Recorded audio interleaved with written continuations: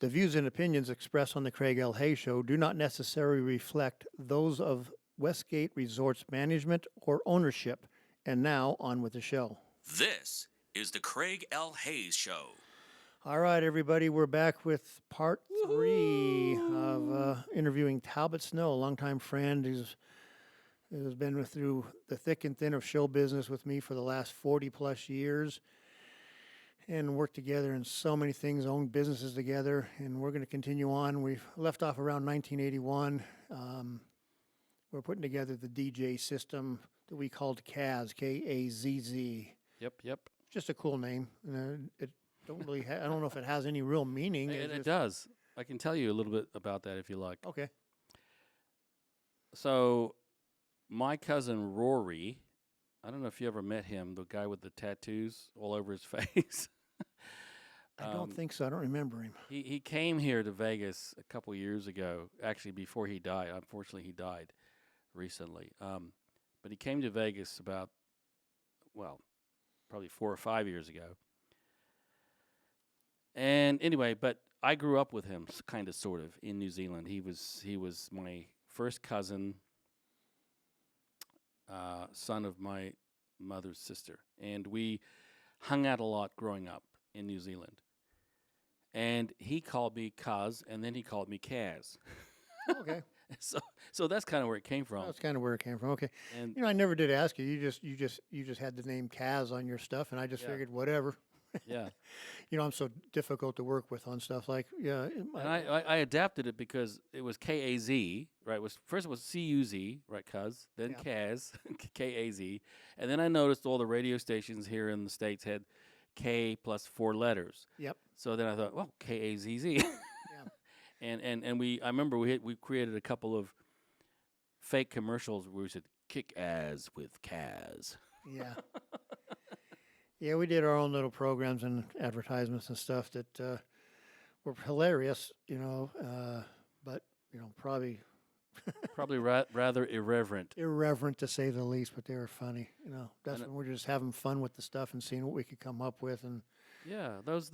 I remember we used to sit around, you and I and my brothers and whoever else, Johnny sometimes, and with microphones and just goof off, with a cassette recording and make stuff up, little plays, little skits, little fake commercials, whatever. yeah, It was just fun, it was just a way of creating. It was like theater on a audio cassette. yeah, like improv theater and goof and whatever, Yeah.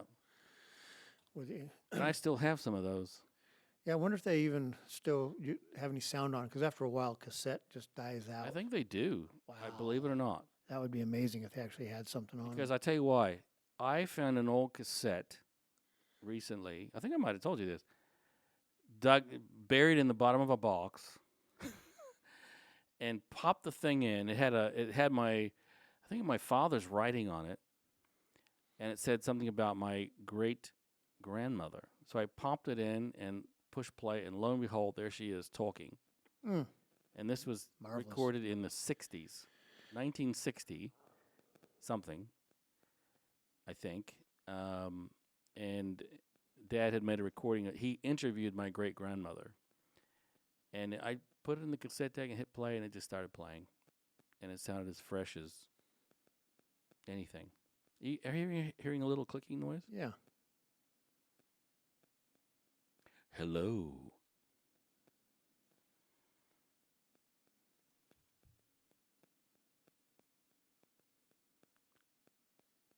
Tick tock, tick tock.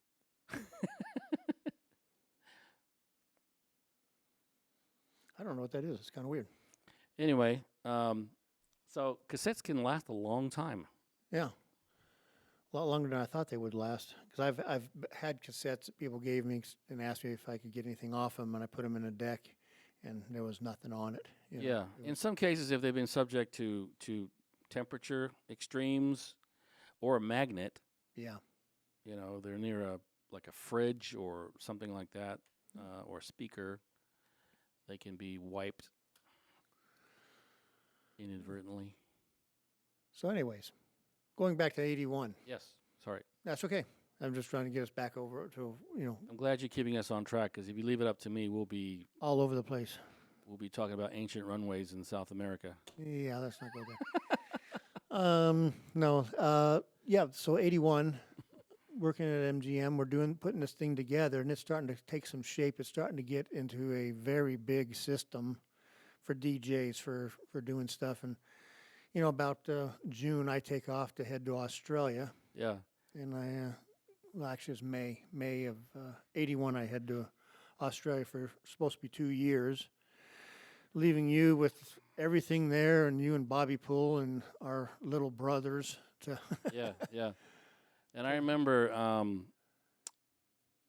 funny funny things we did, right? Like, okay, so the sound system kept getting bigger and bigger, right? And God bless my folks, right? We parked it in their freaking living room. Yeah, their poor parents. I mean, Jeez. right in their living room, the main room of the house. It's not like it was in some side room. You walk through the front door, and boom, there it is. And it wasn't small; it was taking up basically the entire back wall, Yeah. the whole side into the long wall where the curtains were, and it was just a mass of speakers at one point. We had like I don't know 8, seemed like 8 speakers at least, Eight or more. Yeah. more. Yeah, there was a bunch. And we'd line them all up, and it looked like we were in some sort of little concert or stereo store or something. And interestingly, my dad was a bit of a fan of that. Like I don't know if I don't know if I let my kids do that to my house right now. But he was a bit of a fan because what I would do sometimes is I would play classical music or some hymns on that sound system. And so he got to hear, some of his favorite music with this amazing sound system, the deep rumble of the giant 15-inch woofers that we had, we had like 8 of them in there at least. And so it'd make that whole living room just, shake. Literally shaking where stuff would fall off walls. Yeah, I remember we used to play some of our favorite dance music, funk or whatever, and you could see my parents' pictures and decorations on the wall bouncing off the walls and then fall down. I'm amazed at that. Your parents were so tolerant of us. I can't Wow. believe how much they just. Now, add to that too that I had a bit of a garage band at times from high school, and we would we would jam in the living room on top of with that crazy sound system. That became the vocal PA where I could sing, Yeah. and we'd have a live drummer, and the guitar players would have their own amps, whatever, and and I had a keyboard that we would plug into the sound system. Yeah. So if the sound rig wasn't intrusive enough, now here's a high school band, A whole band. garage band, and but so my folks were just amazing. Very very patient, and I don't know. I guess they thought or hoped that their son was going to turn into something great and wonderful. We'll put up with this because he'll be rich and famous one day. Yeah. I don't know. He'll be a big rock and roll star, and all will be well. Well, my parents, my mother worked nights, so she wasn't around for a lot of that. She would work at Sunrise Hospital in the evenings. We'd come home from school, and she'd already be gone. And my dad, he was gone off and on too. In those days, he was still trying to make a go of starting something new, and he'd be gone for sometimes weeks.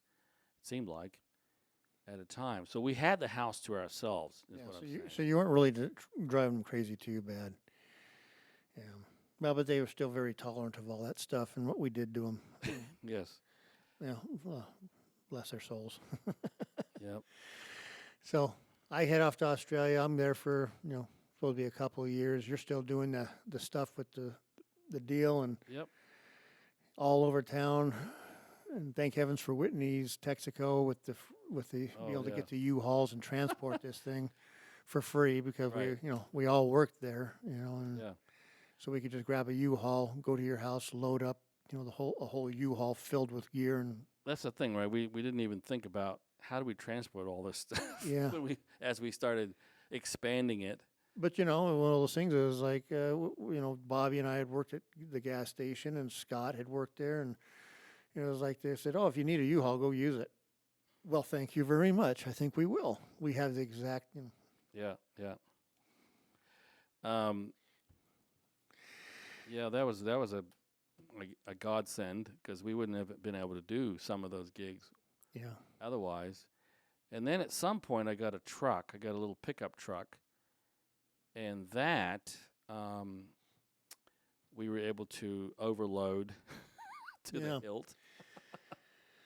Yeah, but the little couple things had changed down the road on that because I left, I came back, and then we were putting things together and doing some stuff with it, and then you left Right. to go to Kansas City, Yep.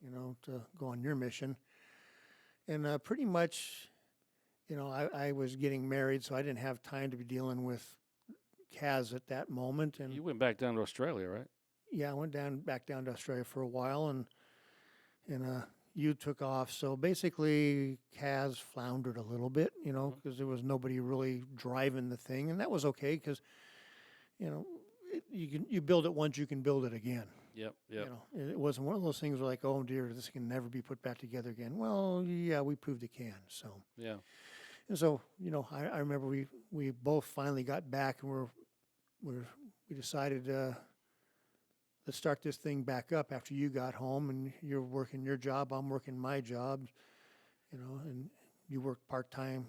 I'm now down at the Mint. Right. And we had upgraded too. We had changed some speakers. I remember those giant Gauss speakers. Yeah, we went from all those speakers to 2 giant Gauss speakers, so we could take it all in your truck because at that point there was no way of taking everything that was there in your truck. And then we also shrunk down we put aside the big T-shaped cockpit thing. Yeah, got rid of that basically.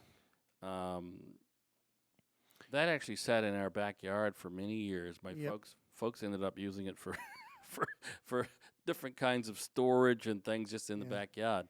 Yeah, you and I eventually tossed it out. We just looked at it and went, well, memories on this thing. Let's take it to the dump.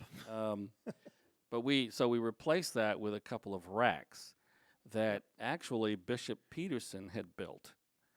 He built these wooden racks that were, 19 and a half inches wide inside, enough to where I could put a couple of vertical rails to rack mount or try to rack mount, various all the gear and that sound equipment.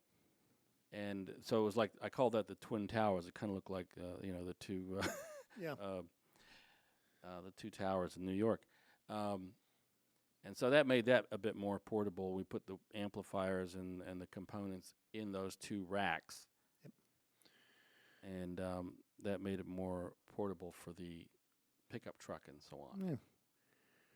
And then somewhere around that time period, you're working at the Mint with me. You do the Sunday Mondays, Sandy Hackett Talent Showcase, and the big band thing they would do. Those were some fun times. My goodness, you reached out to me and gave me an opportunity to go work at the Mint. And I was probably in some ways underqualified, but you got me in there anyway. And I was able to, I knew enough about sound equipment and things, but I was able to learn more from you and just being there at that place.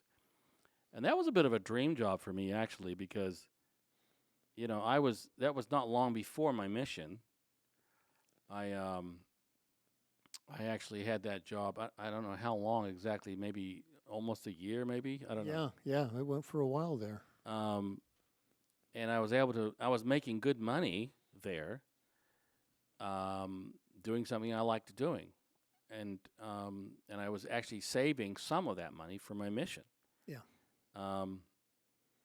And still getting other bits and pieces of equipment. I got a drum machine and a keyboard and things like that. during that time. Um, but what I liked about the Mint,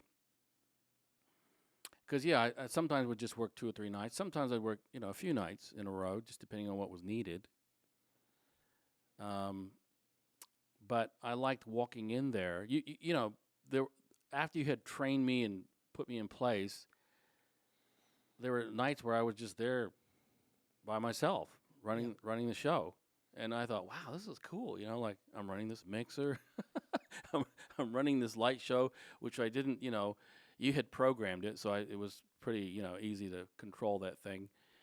And I do, Sandy Hackett, or I did, what's his name, Kenny and his orchestra. They had like I can't remember. I've thought about that, and I was like, I cannot remember the name of that because I wanted to put that down on a list of things I've done, that we worked with and stuff. But you had that room looking and sounding awesome. It's this beautiful fan-shaped room, right, with tiered seating, and everyone had nice plush chairs. I don't think it was a bad chair in the house. No, it was a great room. And it sounded awesome. You had that JBL system in there, and you had that place just, and yeah, because it had all the carpet and everything, so there wasn't a lot of bouncing sound. It was nice, tight sound. Yeah. And you had put the JBLs and the Yamaha mixer and this and that in there, and it just sounded awesome. And so I would come in there, on certain nights when I was pretty much just working by myself, feeling like the bee's knees, like, wow, look at me, I'm walking around the casino, and I've got my own, quote unquote room, that I'm running in a sense. And I'd help whoever would come in, I'd help them set up the mics and plug this in, plug that in, set up a few stands.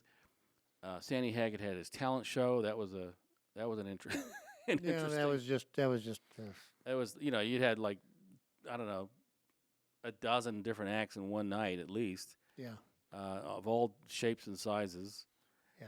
And then this big band orchestra, which I come to really like that music. I mean, they had at least 30 pieces at least, Yeah. I think. On Maybe that more. little stage, that On stage that little was small stage, too. Yeah. right. Full horn section, and maybe strings too, I think, and guitars, drums, bass, and they'd play this big band music, and they'd have various guest singers come and front the band, and I even took my mom and dad one night on a Monday night, I think it was, right? Weren't they in on Monday night? Monday nights, yep. Yeah. I asked Mom and Dad to come down when I said, look, you guys need to just come down and check out this show. You will dig it. And they actually made it one time, and sat down, and they just loved it. It was like going back in time for them, this big, beautiful big band. Well, no, it was excellent. I was so glad they did something like that, and it made something happen on a Sunday and a Monday because Tuesday through Saturday, basically we were doing other shows, Right. From who knows what, just all kinds of different shows. So I could go in there and I'd come in, like, I can't remember what time would those shows start roughly.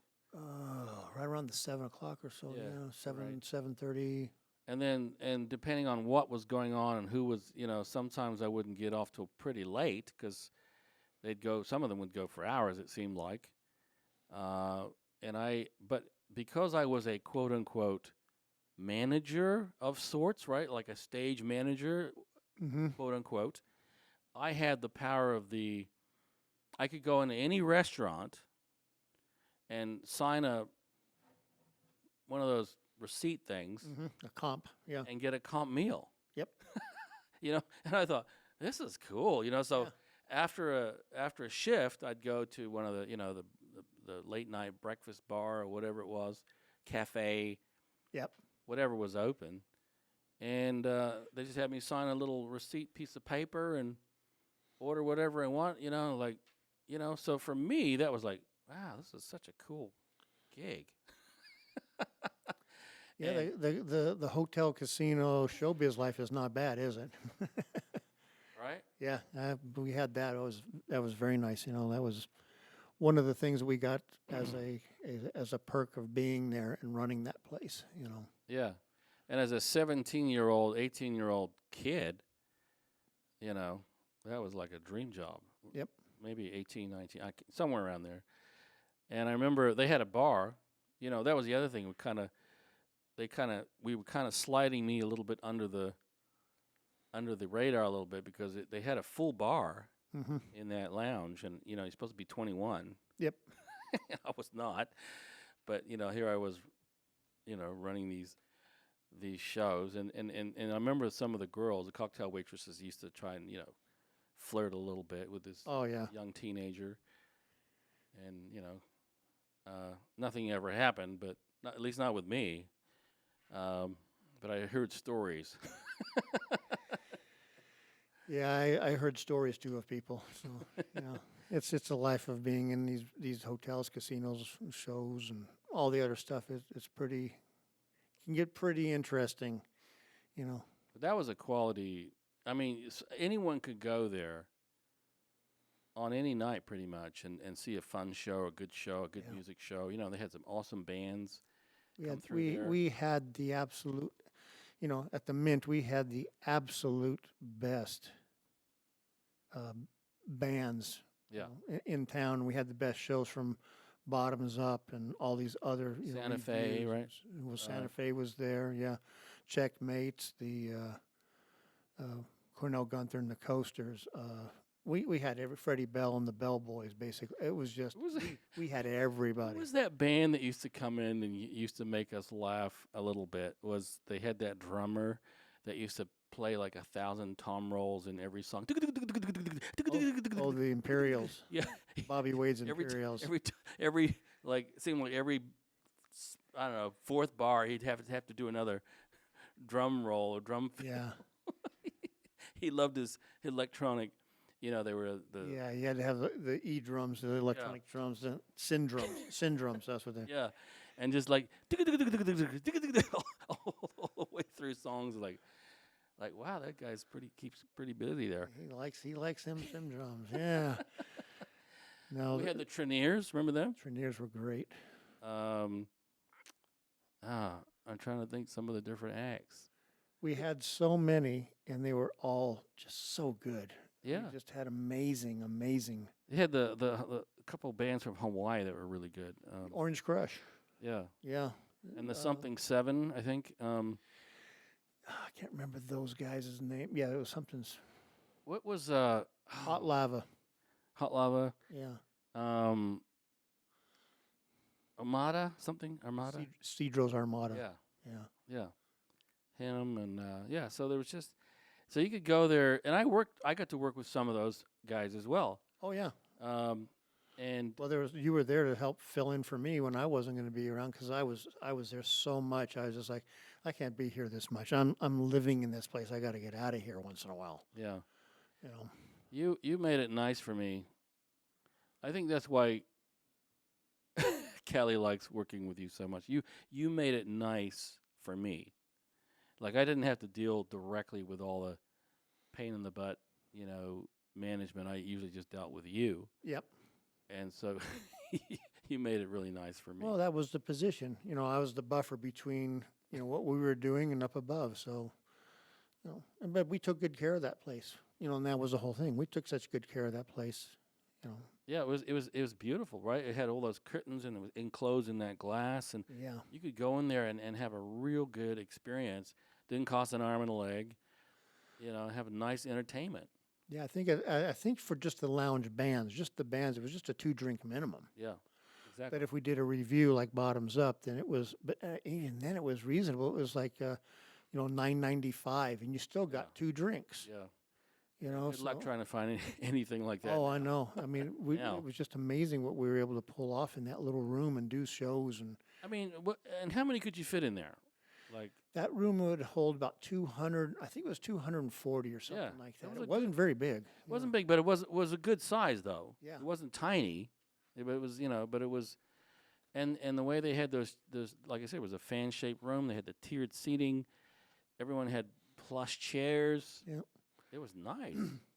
And I would see promo kits from every band around the country wanting to come play there, because that was the place downtown. That was, there was other places playing, and You know, you could go play at the barge over at Caesar's Palace, but that was like playing on a little 4x8 riser with 5 guys, you know, elbow to elbow trying to play and stuff. But that room was set up to be a showroom, you know, a little mini showroom. And I enjoyed working with Sandy Hackett. He and I really seemed to click. Yeah. We did these things where I remember one night, I think I brought one of my own sound effects units. It was a Roland digital delay unit, and I was anxious to show it off. So I plugged it into your Yamaha mixer, and I told Sandy, I said, hey, you know, let's have some fun with this thing tonight. You know, you just ad lib, and I've got some cool, crazy effects. And so he just winging it, you know, emceeing.